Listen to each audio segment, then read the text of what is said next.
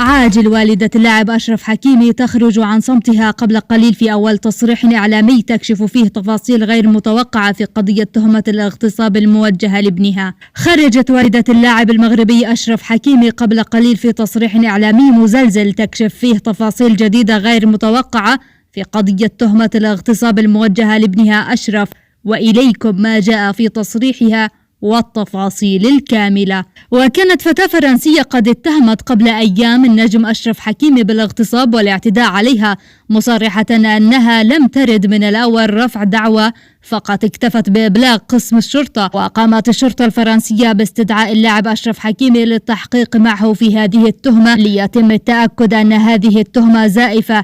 هذا ما دفع المغاربة يتساءلون من السبب وراء هذه الأفعال التي تستهدف مشاهير المغرب. وخرجت قبل قليل والدة أشرف حكيمي في تصريح مزلزل تكشف فيه تفاصيل جديدة حول القضية، حيث قالت في تصريحها أنها كانت تعرف أن ابنها بريء ومن المستحيل أن يقوم بشيء كهذا، فأنا ربيته أحسن تربية وهناك جهات تستهدف ابني.